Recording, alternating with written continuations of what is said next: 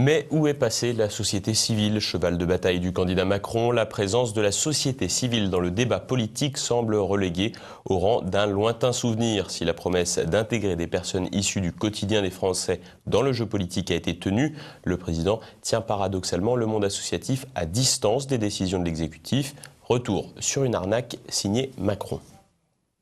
J'appelle tous ceux, hommes et femmes politiques, engagés, associatifs, militants, syndicalistes, qui veulent prendre leur part de responsabilité dans notre pays, à le faire maintenant, à prendre part au projet que je porte.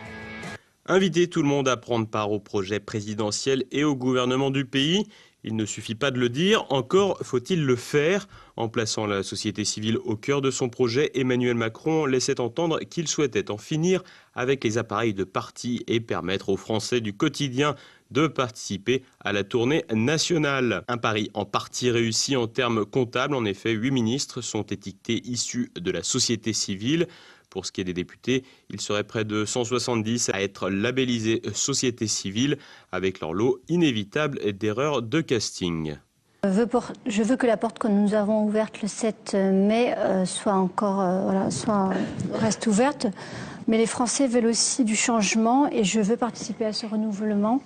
Par exemple, il me semble... Comment vous faites pour diviser la classe en deux alors?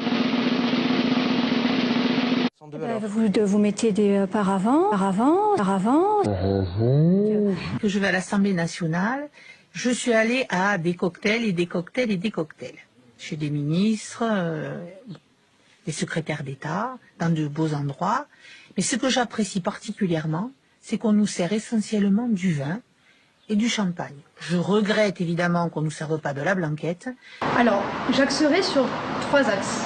Les grandes lignes de mon programme, premièrement, concernent l'éducation. Je pense qu'il faut absolument mettre l'accent sur les mobilités, qu'elles soient géographiques, spatiales, voilà, parce que nous avons beaucoup de périurbains. Avec un tel niveau, on se réjouit presque que leurs paroles soient totalement muselées. Et encore, parmi ceux qui ont reçu le précieux sésame, on compte d'anciens militants ou candidats politiques. C'est le cas du ministre de l'Environnement, Nicolas Hulot, déjà candidat à la primaire écologiste en 2012 et qui ne peut pas être considéré comme un novice en politique. Mais la société civile, ce ne sont pas que des individus en dehors du sérail politique. En effet, la réalité est beaucoup plus large, comprenant les communautés locales, les communautés de métiers, mais aussi les familles et le milieu associatif. Et justement, le milieu associatif n'a jamais connu autant de coupes que sous la présidence Macron. En supprimant 300 millions d'euros de dotation aux collectivités territoriales, à tort ou à raison, le locataire de l'Élysée a sérieusement tapé dans les budgets alloués au tissu associatif. Pareil concernant la suppression de l'enveloppe parlementaire qui servait bien souvent à alimenter les caisses associatives. Autre exemple, la réduction drastique des contrats aidés sur lesquels se reposait largement le milieu associatif. Évidemment, toutes ces décisions hostiles au milieu associatif ont été opérées sans concertation avec les principaux intéressés.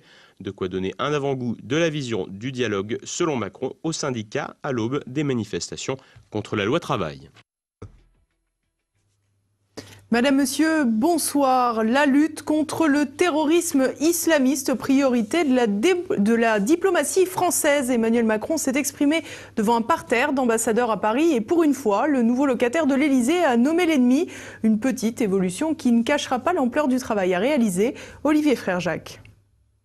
Un discours pétri de bonnes intentions, c'est en ces termes que l'on pourrait définir l'intervention d'Emmanuel Macron pour la rentrée diplomatique devant 170 ambassadeurs réunis au palais de l'Élysée.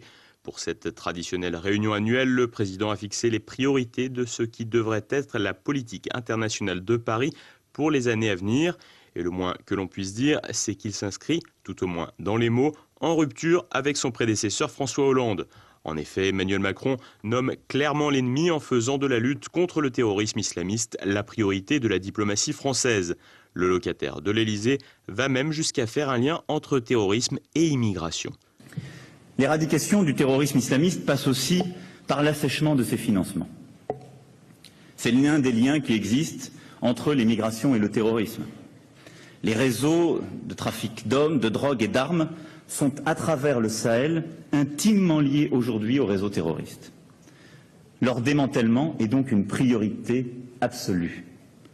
Des déclarations en rupture totale avec son prédécesseur qui pourrait presque être qualifié de politiquement incorrect. Mais alors, dans ce contexte, comment expliquer les rapports privilégiés qu'entretient la France avec le Qatar ? Chasser le naturel, il revient au galop. Sur ce sujet, le président botte en touche et renoue avec la langue de bois. Ce que la crise du Golfe actuelle révèle au grand jour. C'est pourquoi, dès le déclenchement de la crise entre le Qatar et ses voisins, j'ai tenu à placer la France dans un rôle d'appui à la médiation. Je ne mésestime aucun des intérêts qui sont en jeu dans la région. Une manière pour le président de ne pas trop se mouiller. Sur la question de l'islam et du Moyen-Orient, on retrouve ça et là des accents gaulliens dans le discours d'Emmanuel Macron. On retiendra notamment de cette intervention un certain équilibre quant à l'opposition sunnite-chiite. Qu'à la condition de ne pas entrer dans ces grilles de lecture qui voudraient imposer un choix entre chiites et sunnites et, en quelque sorte, nous obliger à nous enfermer dans un camp. D'autres grandes puissances ont fait ce choix ces derniers temps. J'ai la conviction que c'est une erreur.